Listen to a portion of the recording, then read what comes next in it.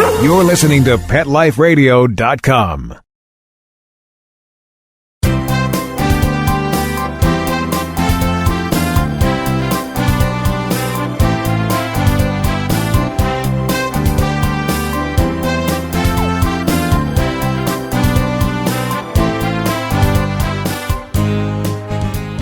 Good morning, or good afternoon, whatever the case may be, depending on where you happen to be. At least here in Los Angeles, a glorious Sunday morning. Sun's out. It's actually warm. We've had a lot of rain, and that means a lot of snow in the mountains. As a matter of fact, a favorite spot of mine, Mammoth Mountain, California, actually is boasting more snow than anywhere in North America. A 25-foot base. Much of that powder for any of you skiers or snowboarders out there, that's really nice. And in fact, they just set a record for the month of January, so far, and still growing, 249 inches of snow. That in 2010, which was 117 inches. So by over 30 inches. It's amazing. Anyway, you're here live with Dr. Jeff Werber, your host for the next 30 minutes here on Pet Life Radio's live call-in show, Ask the Vets with Dr. Jeff. Dr. Jeff, who's been pretty busy lately. We'll go through that in a minute. I want to hear from you. I want to hear from you about anything. Today, we're going to talk about something that I did talk about a couple of weeks ago on Good Morning America, and that is, you got a new puppy. Now what? One thing to choose the right pet for you, another one to get stuck with, okay, now what are we supposed to do? And so you want to give us a call live, 877-385-8882. Once again, 877-385-8882. You can also join us here live. If you just go on to Pet Life Radio, click on the Ask the Vets with Dr. Jeff tab, and you will have a link. And that link is to our Google Hangouts. And you can join us live on Google Hangouts. Click on the link. We'll see you. We'll see your pet, whatever you want us to see, of course. And we can talk anything you want about pets. And once again, I want to thank our sponsors for allowing us to be here for you. Bravecto, my new most favorite flea and tick control. One chewable, good for 12 weeks. Catch that. And once again, one chewable, good for 12 weeks. It's safe. It's effective. My good friend, Dr. Mike Dryden from Kansas State University, we call him Dr. Flea, gave his Bravecto a 2 thumbs up, which is great. And also More Than a Cone, basically educating us through animal welfare through the arts. And it's a great annual events they have every year, basically promoting welfare, and they do it through the arts, through their More Than a Cone events. Also, Save This Life microchip, and it is phenomenal. I am very busy with the founder and CEO of Save This Life, working on some new projects, but we were going to have him here to help us kind of learn more about microchipping as well. So one of the things that I was been pretty busy lately, this time of year is very busy for veterinarians. As a spokesperson for some of these companies, I had the good fortune of being in New York for 4 consecutive days on Good Morning America. Maybe some of you had a chance to catch us talking about, many different things for your pets, exercise and nutrition, and the right pet for you, debunking pet myths, things like that. And also, I'll be working with Apoquel, which is a drug that's been out for a couple of years, but finally, the supply justifies talking about it in the media. It's a phenomenal anti-allergy drug. I love it. And I'll have the opportunity, good fortune, to talk with them. And this year I'll also be working with the IMS company and also Nutro, talking about some IMS oral cat care and a great Nutro food, a complete redevelopment. So that's really cool. So one of the things that we had sort of touched over when I was doing the GMA segments, and that is, so the right pet for you. And then we kind of talked a little bit about the essences of behavior when it comes to pets. And this is something that many of you know, hopefully many of you do. But for those of you who possibly had the good fortune to introduce a new puppy or kitten into the house over the holidays, or an adopted dog or cat, the rules apply. And that is, how do we create that perfect environment for us and for our pets, that bond, that relationship that we're all looking for? And those of us that have multiple pets, as we know, I have maybe too many multiple, but nonetheless, it's a blast in this household. So, the keys are that understanding the nature of dogs. There are so many things that we have learned over the years that sort of have blown away a lot of the myths and a lot of the techniques that we used to use years ago. And once we better understand the natural, normal behaviors, then we can tolerate some of the misbehaviors a little bit more, because then we start realizing that, wait a second, that's really not a misbehavior. It's a normal behavior. The miss part is that it's being directed at the wrong item. It's being directed at the wrong location, but the behavior itself is totally normal and natural and essential. So now when we think back about how we used to reprimand our pets for doing that, which was not abnormal, it wasn't abnormal. It was just that it was misdirected. And we say, oh my God, were we messing our pets up or what? No wonder why my dog hates me. No wonder why he's not listening. Because you can't teach an animal to not do that which is naturally essential and appropriate. So now you're scratching your head saying, what the heck is Werber talking about? So we're going to talk about him. So think about that let's start with puppy. And you get this new dog, or just a young dog, even a rescue.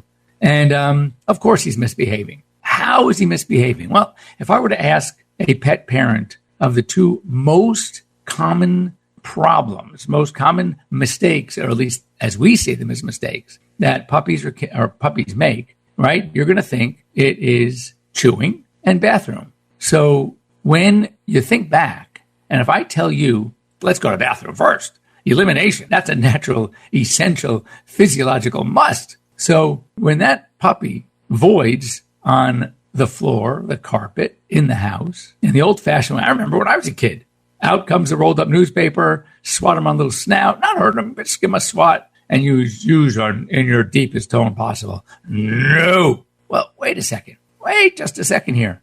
How do you possibly teach a dog not to do that which is physiologically essential, necessary, and appropriate? Think about what you're doing. This dog did something natural, and he wasn't wearing a diaper, of course, so because we don't usually put puppies in diapers, and didn't have the wee-wee pads out. We didn't know what we were doing, and we expected him to be good and hold it in, of course, and he voids on the carpet. So what do? We take him over to it, and we reprimand him as a big fat no. And then you are wanting to do it right, so what you do is you take him out often, and you're trying to get him to go outside. And all of a sudden you're saying, come on, buddy, let's go. Time, let's go. And he's looking up at you and goes, what are you, nuts? I'm not going in front of you. You yelled at me a half hour ago. Why should I go in front of you? So we have to realize that clearly reprimanding him is not the answer. Same thing with chewing. Chewing, I will tell you, is a normal, natural, essential behavior. So there's no way that you can yell at a dog for doing that, which is normal, natural, and essential. It's essential for their oral development. Believe it or not, chewing is essential for their mental development. So when you think about how dumb am I to yell at a dog for doing that, which is so essential for their development, and yet I did it because they were chewing on the chair leg, or they were chewing on my slippers that I left out like an idiot, or worse yet, my Gucci loafers, or your wife's Louboutins. I mean, really? You're not going to puppy-proof a house like you would a child-proofing? You're putting those baby locks on all the cabinets. So you can't reprimand a pet for doing that which is normal, natural, and essential.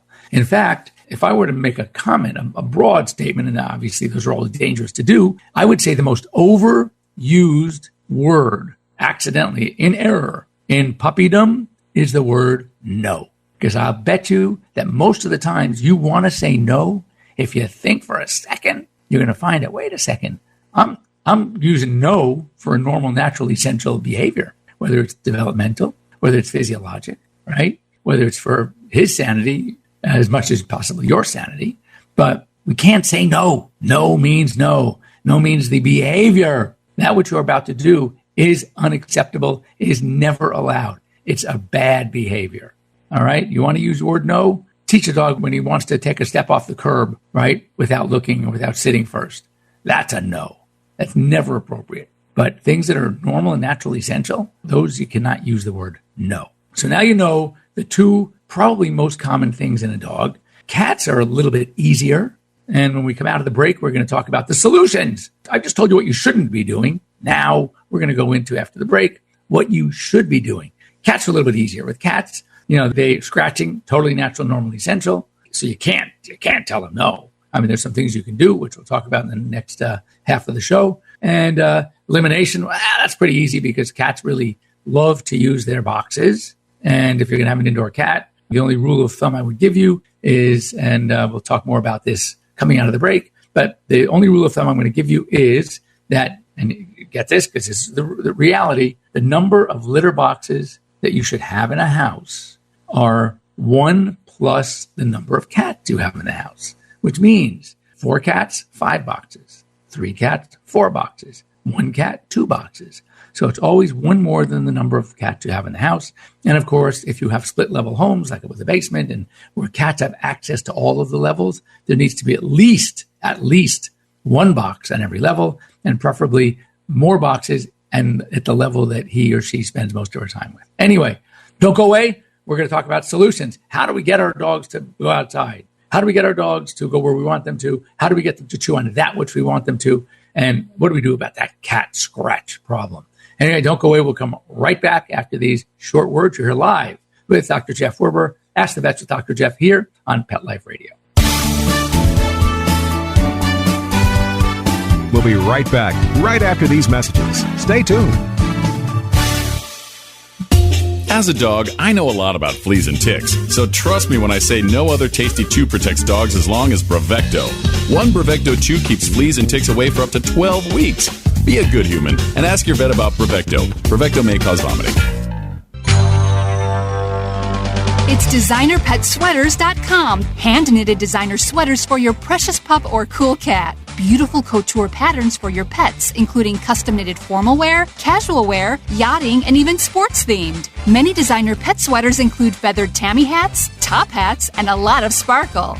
Each sweater includes leg loops, front paw sleeves, and leash opening. Visit DesignerPetSweaters.com to order your 4-legged fashions today. Your pets will stay warm for the winter and be runway ready. Large or small, we fit them all. DesignerPetSweaters.com.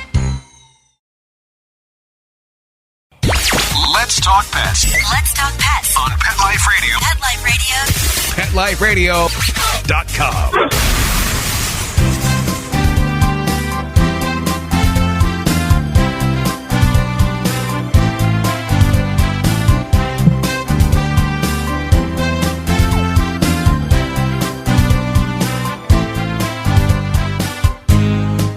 And welcome back. You're here live with Dr. Jeff Werber on Ask the Vets with Dr. Jeff here on Pet Life Radio.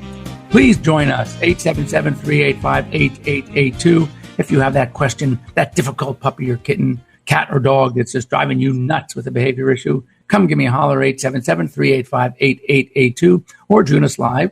You can join us here on Google Hangouts. You go on to PetLifeRadio.com, click on the Ask the Vets with Dr. Jeff tab, and scroll down and you'll see a Google Hangouts link. Go ahead and click on it and join us. We can join you live and we can talk about your cute little monster. So going into the break, we talked about the normal, natural, essential behaviors that we can't stop. We don't want to stop the behavior. So you can't use the word no. Take it out of your dictionary, your repertoire. It's not a thing you should be yelling at most puppies or kittens because most of these animals are doing that, which is normal. So what do? Let's take bathroom first. One natural law that we notice is that dogs are denning animals and they don't like to soil their den. So one of the advantages you have is you can confine them to a relatively small space. I mean, it can't be tiny, teeny, but it's someplace that you can maybe put wee-wee pads down, and that's just for your ease of cleanup. They don't necessarily want to train your dog to use a wee-wee pad per se, but there are exceptions we can talk about. But it's just so it's easy for you to clean up. Maybe you can put a couple of toys in there, make it like home, maybe their bed, because they don't want to, when they feel that is their home, they don't want to soil it. But if you're going to do this, we call it crating or denning, which is a well-accepted, one of my favorite techniques. You must be prepared to get them out at the beginning every 2 hours or so. Because even though physiologically, just as a basic rule of thumb, a dog or puppy should be able to hold it in physiologically 2 hours more than their age in months. So, for example, the 2-month-old puppy should be able to go 4 hours, the 3-month-old puppy 5 hours, and 6-month-old puppy 8 hours. So not until they're 6 months can you expect them to go 8 hours, physiologically expect them. But even though they can do it, the question is, do they know they're supposed to do it? And as we know with children, they go whenever they feel the urge. They don't even try to hold it in. They just go. It's good. The urge is there. I'm going to go. So you want to start with like every 2 hours.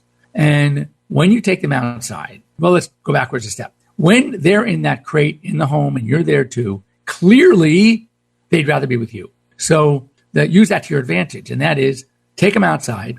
If they do something major, it's holiday time. It's hugs, it's kisses, it's a little food treat if you want. Anything to let them know, oh my God, puppy, you are the best. And then bring them back inside. And instead of putting them back in their crate, let them chill with you for a while. So they're going to start learning that their ticket out of the crate is, and to be with you, is every time they take care of business outside where you want them to, because they're getting all this positive reward. And when you take them outside, by the way, it's not playtime. This is business. If they don't do anything, you're not mad. Never be angry. You just go back inside, calmly put them back in their crate and give them another 15 or 20 minutes and try it again.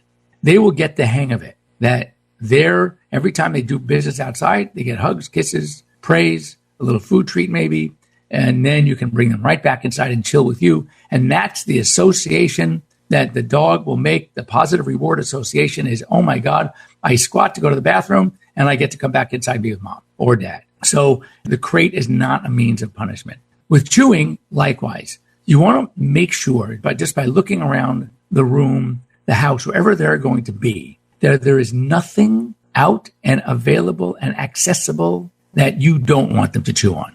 And also be somewhat careful with what types of toys you buy. Like I've said this before, but I see these little rawhide shoes that look like a little moccasin or slipper. How dumb is that? How do you really think that pet of yours is going to know the difference between that little whitish rawhide looking slipper and your real slippers or loafers? So don't get anything that even resembles that which you don't want them to chew on, but get them their own toys preferably that you could stuff with treats that they can actually self-reward it. Every time they chew on it, they turn it or whatever treat falls out, you will keep them busy for hours. And when you see them, you walk into a room and you see them or in their crate and they're chewing on their own toy, stop, give them a hug, give them a kiss, tell them how good they are, give them a little treat. It's very important to positively reward the good behavior and to ignore the bad behavior. Because remember, it's really not bad. It's bad for us, but the behavior is not bad. And that's how these puppies are going to learn. They know that this is my toy, this is what I can play with. Now, one other trick. There are a couple of different toys out there. We've talked about this when it comes to separation anxiety. We don't want to create a dog that becomes where separation anxiety becomes an issue. So the way that we avoid that is there are two types of toys generally that dogs play with. There's the toy that they play with on their own. And then there's also the interactive toy, whether it's a ball, whether it's a rope that you play tug of war with, where they know that when they see that toy, you are involved. What you want to do is limit those types of toys. And when you are going to leave them alone, lift up those toys and put them away. Do not let them see the interactive toys. Why? Because they'll be playing with their own thing, happy as can be. And all of a sudden, they're going to take a look at that tug of war rope and they go, oh my God, where's mom? And then you're going to start this whole problem with the separation anxiety because they're going to be anxious. They're going to be worried. They don't see you. They see the rope. It reminds them of you, and yet you're not there. So it's a good idea now to start sort of keeping that distinction between the interactive toy and the solo toy, the things, the games that they can play with on their own. Now that you're a master, you don't get mad anymore. One quick caveat about the wee-wee pads. Many people live in high rises, and they get these small dogs for that reason. And they don't want to take those dogs down the elevator, 30 flights, outside in the cold if you live back east, whatever the case may be. Or along here in LA, we have what we call the Wilshire Corridor, these huge, beautiful, tall condos and apartment buildings. So people want to train their dogs to go on wee-wee pads. So when you have such a dog, that little Yorkie, that little Maltese, that little Pom, a little Chihuahua, whatever the case may be, hopefully not a Great Dane, then you can imagine why. Then you want to praise them when they go on that wee-wee pad. And maybe you want to put the wee-wee pad maybe out on a balcony or in an area in the laundry room where it's kind of out of the way, but they know that that is my place where I'm getting praised to go to the bathroom, and therefore I will keep doing it. And then for you, ease of cleanup, you roll it up and you throw it away. So if your ultimate goal is for them to use a wee-wee pad in the house, then you praise them when they're in the house. But if your ultimate goal is not, it's just there for your convenience, for your quote-unquote diaper, to make it easier to clean up and throw away, do not praise them. at all. Don't bring any attention, positive or negative. Just when they're not well looking, wrap it up and throw it away.